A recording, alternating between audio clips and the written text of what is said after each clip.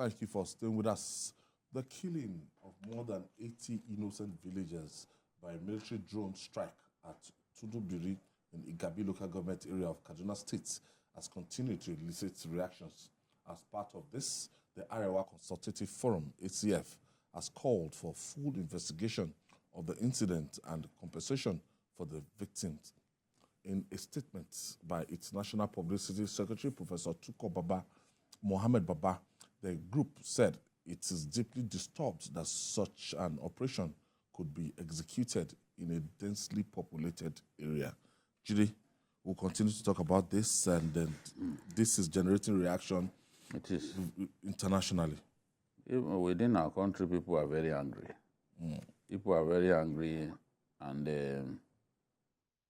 it's even assuming a disturbing religious trend. Because some people have come to the conclusion that this was targeted at Muslims. When this sort of thing happens, we start having all kinds of ideas. People lose their heads. They say all kinds of things. Christians were killed in that strike.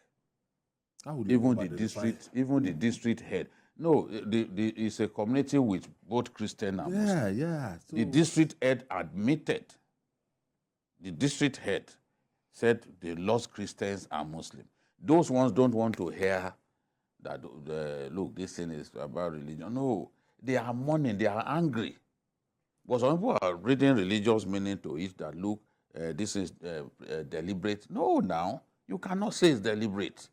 And I've had different arguments. Some will say, oh, it's because it's an unmanned area vehicle, that if a pilot was there, the pilot will look down and confirm that they are actually not terrorists before dropping his bomb. Of course, we've seen Nigeria Air Force with carrying aircraft manned by pilot drop bomb on people. Yeah. It happened. In other places, even Zamfara here. Zamfara, last year, in a market. So it has not, air accidents of this nature can happen anywhere. U.S. during the Gulf War killed many innocent people. Many, even sometimes fellow fighters, they call that one friendly fire. Your own colleague that you are waging war together, you inadvertently drop a bomb on them. These things happen. But our concern is that the rate at which these accidents are happening has to be addressed. If there is some deficiency in the quality of training that will give our airmen, our fighter pilots, and others, we have to look at that. We cannot say we want to investigate this matter and not do it thoroughly. The investigation must lead us to a solution. How do we, yes, collateral damage happens in war, but our concern is the frequency of the killing of civilians during war in our country.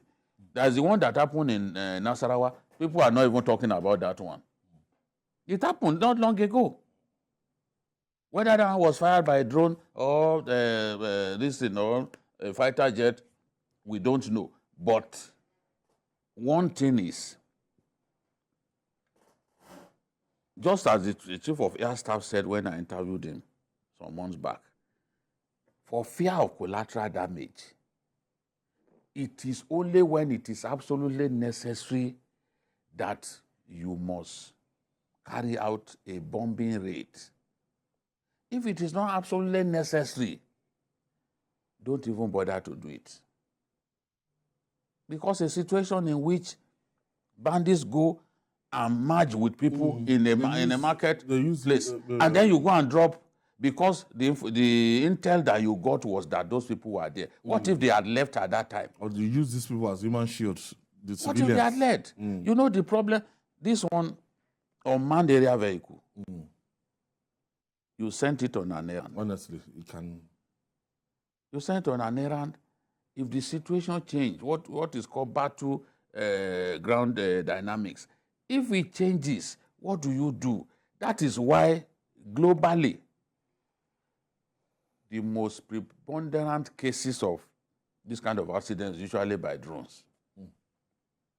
If you are flying a ground attack helicopter, for example, they don't do high altitude bombing. You are likely to see the people that you want to kill and with the engage. helicopter. You engage. So Look at it. perhaps if it was an helicopter that they used, and we have helicopters that can do the job, perhaps this would not have happened. Because the helicopter pilots don't fly so high into the sky, they will be able to see what's on ground. We need to do our best to stop these things from happening with the regularity at which they are happening. We need to do that because you can't be. How do you explain to people that this has happened again? It happened in Zamfara not long ago. Happened in what was it called? Nasarawa. In as much as we want to deploy technology, but this should not be. Now we have been told that the death toll has risen. In fact, there was a report that about 126 are dead now. Yeah. You know, I said it that when you are far talking more than about 100. 66 injured, Yeah. out of the 66, some people will succumb to their injuries. Yeah. Angie, It's rather unfortunate, and that's why you see the president has directed the VP to go there, and I think the VP was there earlier today to commiserate with those who who lost loved ones, and why people are insinuating a religious attack is because it happened during the Eid al-Maulud celebrations. But Is there a separate Maulud celebration? no, you know, Eid al-Maulud. that one is quite quiet. No, you can't. Because Maulud, Eid al-Maulud is always celebrated by all of us. No, yes.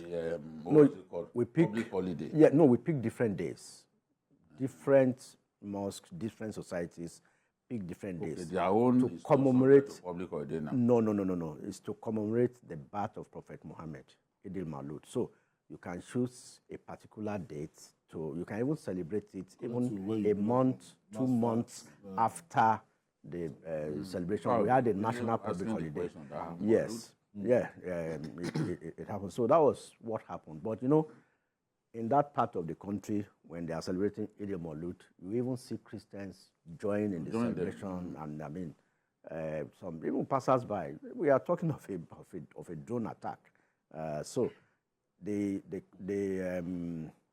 consequential, the counterfactual, the consequential event. So, but these are things that should not be happening. I mean, with this kind of frequency, it calls to question our intelligence gathering. It calls to question a lot about our logistics, about our efficiency. We are not saying everybody. I mean, we are not saying mistakes cannot happen, but this kind of mistakes that involves, in the first instance, 86 lives lost. Haba. And the death toll has risen. So you can see the outrage, even from Amnesty International. So while trying to eradicate these terrorists and diminish their operational capacity, we must be mindful of the fact that civilian lives must be protected. There was no reason for us. I mean, there is no way we can explain this. It's an error which I am happy that the security agencies admitted, and they are so sorry about. But we want to actually see that they are really sorry with the fact that such things should never happen again. It's unpardonable. You cannot even achieve precision with the so-called precision-guided missiles. And sometimes they do. No, the precision, the zone is to where you program it to drop his weapon, to drop it exactly. If Tucano is the best. There might be collateral damages. In terms of precision weapons, Tucano is the best we have. If you choose to drop your bomb on funeral procession, because we've had that in the past, funeral procession, they drop bomb on them, or some other people, it will do the job that you have sent it. So the intelligence has to be excellent. We have to be careful. Yeah. Somebody was saying that, okay, in that community, for example, at least there are security people living in that area, SSS, familiar with that terrain. You can ask the DSS people that, okay, when these terrorists are moving, how do they convert? Do they do meetings that will involve so many people like that? You understand? There are questions. See, many air crashes in this world have been due, most of them have been due to human error. Human error. Look at the one that flew from Lagos. So that's why we have to Asaba instead of Abuja. You know, that's why we have to address, the investigation has to be good enough that and lead us to a solution. I hate to read these kind of stories about the people are suffering enough, and then to take their lives and ravaging in poverty already. Yes. Right. Say, may they not celebrate again. People gather to celebrate, will drop bomb on them. Come on. All right. Joining us for more discussion on this issue is the National Publicity Secretary of the Arewa Consultative Forum, Professor Tukur Muhammad-Baba. Thank you for joining us, Prof. Thank you very much. It's my pleasure to be here, and I thank you for the invitation. Thank you. Can you just give us the reaction of your forum to this unfortunate incident? Yeah. How has it been taken at your end? Well, we have been very sad about it, but in fact, we are with all of you in everything Babajide said. First of all, we are very sad that it happened. We are not happy about the casualties. And we thought, and we made it very clear in our statement, that we think it was a monumental failure of intelligence. One would imagine that even if you are going to use drones, there will be intelligence on ground that will be gathering data. You know, technology is not enough. We thought, like I said, we are not there, we are not part of the operation. We thought it was a monumental failure of intelligence that should have been avoided. We called for investigations. We called for an independent investigation that will also involve the villagers, so that we know the true picture of the casualties, death, injuries, and so on. We also said the Nigerian Army needed to take steps to ensure that these things do not happen again. As Babajide has observed, it has happened elsewhere before, involving another wing of the Nigerian Armed Forces. And we thought something needed to be done to avoid this kind of thing. Everything you have said is true. And in fact, if you go through our first release, we mentioned Maulud only once. We did not attribute it to any religious bias, ethnic, and we think this is a very wrong way to approach it, to assume that it was because people who are one religion or the other. That does not help the situation. Also, we need to also support our armed forces in their fight against the bigger and more menacing enemy, that is terrorists and bandits that are threatening to wreak havoc and bring the country to its knees. So, and I agree with everything we said. Arewa Consultative Forum agrees with everything. In fact, in the release we released today, we reiterated our total and unequivocal commitment to supporting the armed forces in their fight against forces of evil, that is banditry and terrorism in this case. But we also said that the army needs to understand that it is accountable to the people. So the way around it is to pay full compensation to the dead, ensure that the injured are treated free of charge. Not only that, when they fully recover, they must be rehabilitated. Of course, there will be loss of income, families would have suffered, and so on. And in these economic challenges, in these times of economic challenges, it's very important to come to their rescue. Additionally, we said in good faith, and a fence mending exercise, the army needs to take some outreach programs in that community. Economic empowerment, medical outreach, Yes. helping women and children, and so on. And we think if this is done, it will restore the people's confidence. And of course, a lot of these things happen in usual language. We call it the act of God. So we take it like that. But we disagree that it's because of some primordial variables, religion, ethnicity, region. That is a totally wrong way to see this incident. And we hope we are correct in our take. All right, Prof. Let me quickly halt you there. We'll take this breather. When we come back, we'll continue with our discussion. It's still Journalist Vanguard. Don't go away. Thank you for staying with us. We'll still have the National Publicity Secretary of the Arewa Consultative Forum, Professor Tukur Muhammad-Baba. Thank you for staying with us. My pleasure. Before we go on the break. Yes, you see, the question I want to ask you is the general problem of banditry. Beyond a military solution, what is the Arewa Consultative Forum and other stakeholders, what are they doing? What measures can they come up with to deal with this rampant banditry in northern Nigeria? We still have core members in the hands of bandits. Their families are distressed, they are worried. Almost 100 days now. They're still with them. Oh, they are no... Also, students of the Federal University Gusau are also still in the hands of bandits. You know, the Arewa Consultative Forum was the first actually to raise alarm and suggest that, we think this banditry thing is happening with a lot of intelligence. But most frightening, we think the problem has become organic.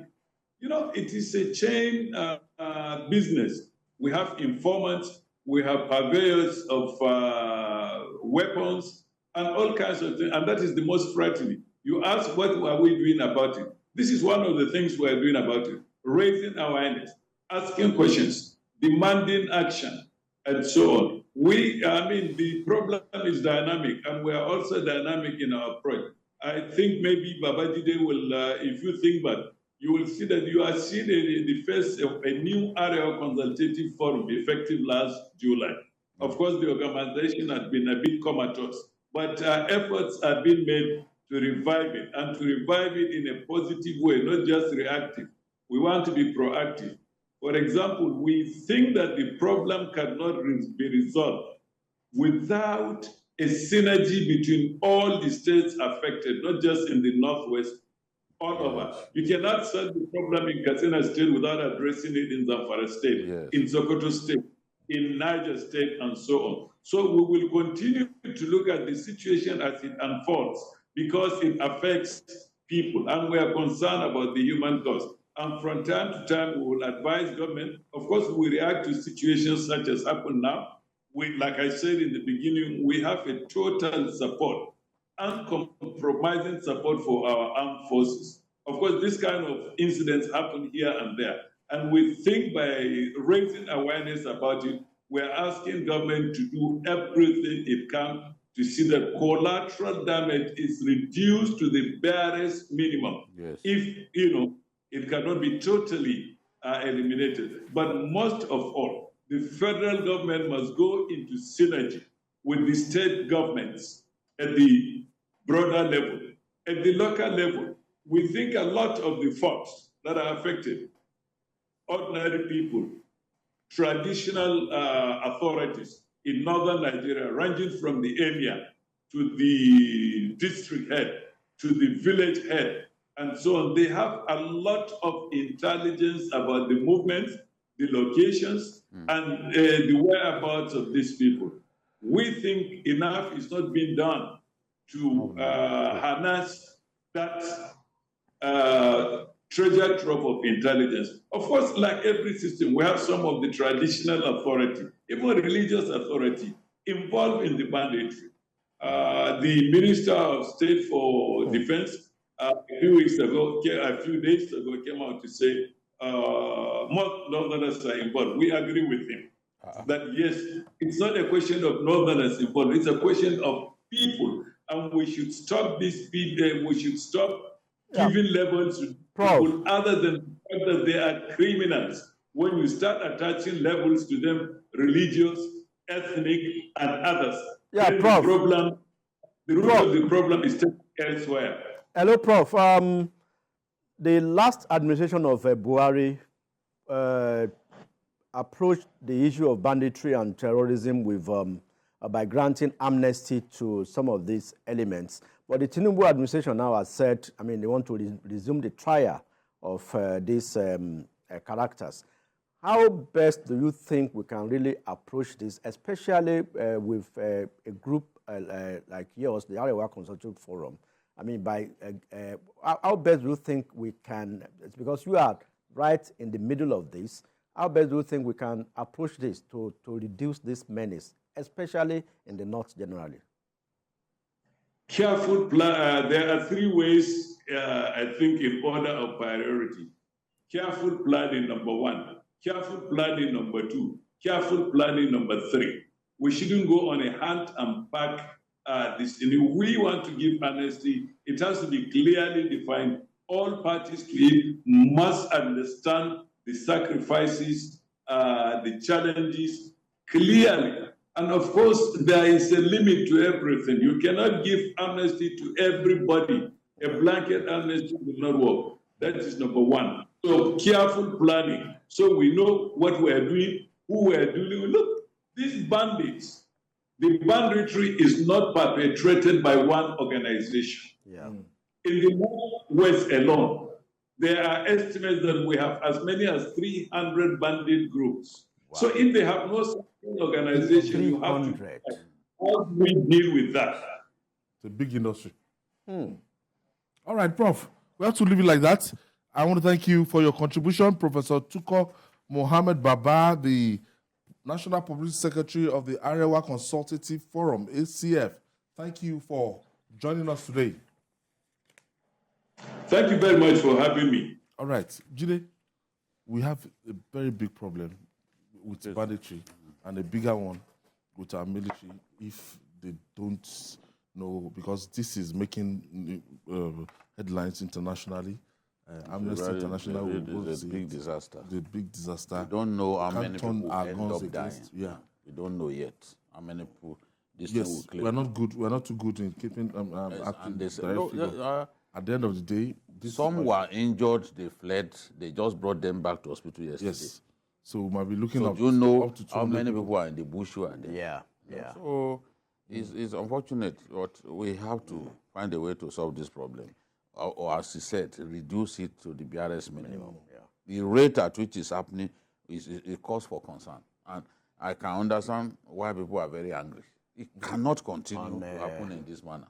On a lighter mood, let me congratulate you for the win over Chelsea yesterday. I'm not happy that you won, but because I would have preferred Chelsea to win. But I want to congratulate you. I know that. Don't think you had that kind of victory against Arsenal. I know that some of you don't like us. I don't like you. Than you people. Arsenal has never won a European. We have won many Premiership titles, and we are picking it this year. Okay.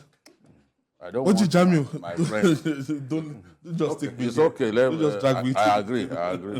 Let me hold my fire. You may not get Igabi rice again. Your contribution and the metro. Babajide Kolade is threatening me with Igabi rice. For this year, rice is very expensive. Yes. No worry. I won't. You need that palliative. I won't misbehave. All right.